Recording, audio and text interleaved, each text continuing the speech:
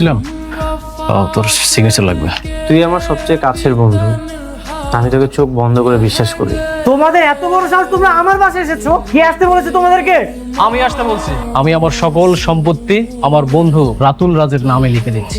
এটা নে, কারণ আজকের পর থেকে তো তুই একটা ফকির। যা বাইরে গিয়ে ভিক্ষা কর। আজকাল দেখি ভিক্ষুকরাও এইসব ড্রেস পরে ভিক্ষা করে। আচ্ছা যাই হোক, নে। কালকে এতবার করে কর কর, আজকে আবার চলে আইছো। নির্লজ্জ বেহায়া। আম্মা দেখছো কত বড় নির্লজ্জ? দেখছি, চুপ থাক। হ্যাঁ, আমি নির্লজ্জ। আমার চাচা চাচি আমার সাথে এত বেইমানি করার পরেও আমি তাদেরকে মাফ করে দিয়েছিলাম। আমার চাচা চাচি আমার বন্ধু রাতুলের সাথে যুক্ত হয়ে আমার সকল সম্পত্তি নিয়ে নিয়েছে। এর বিপরীতে আমাকে ভিখারির হালাত ধরিয়ে দিয়েছে। ভুলটা আমারই। আমার বন্ধু রাতুলকে আমি অতিরিক্ত বিশ্বাস করেছিলাম, আর এই অতিরিক্ত বিশ্বাসে আমার জীবনের কাল হয়ে দাঁড়িয়েছে। বাবা, মা, আমার এখন কোনো সম্পত্তি নেই। আমাকে কি এখানে একটু ঠাঁই দেওয়া যায়? অনেক, তুমি এগুলা কি কইতাছো? আমগো সব বিপদে আপদে তুমি সব সময় পাশে ছিল।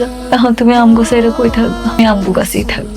তোমার ওই বন্ধুরে তুমি একদিন ঠিক শিক্ষা দিবা। তোমার অনেক বড় হইতে হইব। মেঘলা, তুমি যদি আমার পাশে থাকো, আমি সবকিছুর সাথে লড়াই করতে পারবো। আপনারা মানে এটা কেমন ধরনের বিয়ে? তুমি তোমার মালিককে চিনতে পারছো না? মালিককে চিনবো না কেন? আপনারা কেন এসেছেন? এখন থেকে রোজ আমি রেস্টুরেন্টে আসবো। একটা রাস্তার ফকির নাকি রেস্টুরেন্ট দেখাশোনা করবে? হাস্যকর। এই রেস্টুরেন্টের দাম জানেন? কি বললি তুই? মুখ সাবধান অনেক। আমার স্টাফের গায়ে যদি তুই হাত তোলার চেষ্টা করিস না, সেই হাতটা আমি আস্ত রাখবো। ও তোর স্টাফ মানে? এই রেস্টুরেন্টটা আমার, আমি কিনেছি। ফকিরনি, তুই কি মূর্খ নাকি? দলিলে সবকিছু স্পষ্ট ভাবে লেখা আছে। তোর স্থাবর অস্থাবর সব সম্পত্তির মালিক আমি। আপনি ওর বন্ধু না? অনেক আপনার জন্য কি করে নাই? সেই বন্ধুর লগে এত বড় বেমানিটা করলেন। সব নিয়ে গেছেন, নিঃস্ব বানাই দিছেন। এই রেস্টুরেন্ট অন্তত দেন। ওরে আমি একটা কানা করেও দিব। ভাই, রেস্টুরেন্ট অন্তত ফিরত দেন আমগো। লাগবে না আমার রেস্টুরেন্ট, চলো।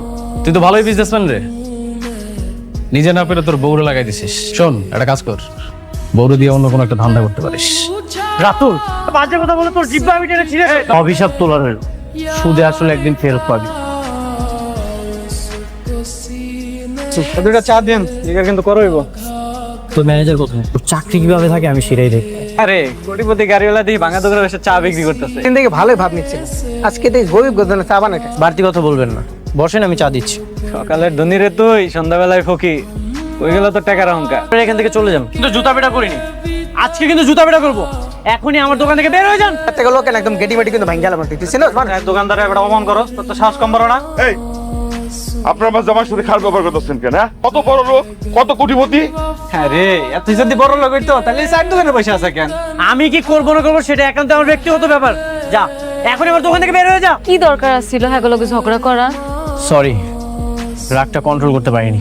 আব্বা তো ঠিকই কইছে, তোমার লগে এগুলা যায় শিক্ষিত বলা, ভালো চাকরি করবা। চলো এখন ঘরে চলো। কই যাবেন? অফিসে যাব, একটা চাকরির বিজ্ঞাপন দেখেছিলাম।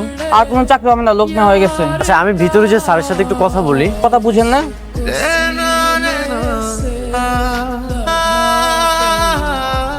কত টাকা বিল হয়েছে? স্যার 1550 টাকা। স্যার কার্ড তো কাজ করছে না। আপনি আরেকবার একটু ট্রাই করে দেখেন। আমি ভালো করে চেক করেছি, সম্ভবত আপনার কার্ডে টাকা নেই অথবা কার্ড লক। আপনি এক কাজ করেন, ক্যাশ টাকা দেন। আচ্ছা, আমার কাছে তো ক্যাশ টাকা নেই। পকেটে টাকা নেই, কার্ড নিয়ে আসছেন তাও কাজ করে না। ফুটানি করা জায়গা পান না, ধরনের বাটপার দেবো। তোমাদের মতো থিটার বাটপার আমাদের রেস্টুরেন্টে প্রতিনিয়ত আসে। কিভাবে সায়স্তা করতে হয় তা আমাদের জানা আছে। চলো আমাদের রান্নাঘর পরিষ্কার করবো। আরে তুমি বৃষ্টি, ফকির, টাকা না থাকলে বড় রেস্টুরেন্টে খাইতে আসবে না। টাকা না থাকলে রাস্তায় বসে জোট খাবার খাবি। আপনি একজন ভদ্রলোকের সাথে এমন ব্যবহার করছেন কেন? ভদ্রলোক? কে ভদ্রলোক? খাওয়া দাওয়া করার পরে বলে টাকা নেই। আপনার বিল কত হয়েছে? 1550 টাকা। এখানে 5000 টাকা আছে। 1550 টাকা আপনার বিল। আর নেক্সট টাইম থেকে সামান্য টাকার জন্য মানুষের সাথে এরকম অমানুষের মতো ব্যবহার করবেন না। প্লাটনিক, এখানে খাবো না। সবকিছু ঠিক চলছিল, কিন্তু আমার খুব কাছের একটা বন্ধু আমার সাথে বেইমানি করেছে, আর সেটার জন্য আজ আমার এই পরিস্থিতি। চিন্তা করো না, তুমি খুবই ট্যালেন্টেড একজন মানুষ। আমার বিশ্বাস খুব তাড়াতাড়ি তুমি আবার মাথা তুলে দাঁড়াবে। আচ্ছা, আমার কথা বাদ দাও, তোমার কি অবস্থা বলো? পায়ের এমন সমস্যা কিভাবে হলো? একটা অ্যাক্সিডেন্টে আমার পুরো জীবনটা এলোমেলো হয়ে গেছে। আমি তো কিছুই জানি না। আমি অবশ্য কিভাবে কি জানবো? 4 বছর আগে তো তোমার সাথে যোগাযোগ অফ হয়ে গেল। এরপর তো আর কোনো আপডেটই পাইনি। আমি ইচ্ছে করে নিজেকে আড়াল করে রেখেছি। যখন ডাক্তার বলল আমি আর কখনোই একটা স্বাভাবিক মানুষের মতো হাঁটতে পারবো না, তখন ভাবলাম তোমার সামনে এসে কি লাভ। সেই জন্য এত বড় ঘটনা তুমি আমাকে জানাবে না? তুমি তো আমাকে ভালোবাসতে না, আমিই তোমাকে পছন্দ করতাম। যখন আমার পা ভালো ছিল তখনই আমাকে পাত্তা দাওনি। এই খোঁড়া পানি তোমার সামনে কিভাবে যাই বলো? আমি আমার জীবনে একজনকে ভালোবেসেছি আর এখনো তাকেই ভালোবাসি। বৃষ্টি, তুমি এখনো আমাকে ভালোবাসো? আচ্ছা যাই হোক, একদিন বাসায় এসো, আমি বাবার সাথে কথা বলবো, সেই জন্য তোমাকে ভালো একটা কিছু ব্যবস্থা করে দেন। থ্যাংক ইউ বৃষ্টি। ঠিক আছে। বাবা, কে আপনাদেরকে তাড়িয়ে দিবে?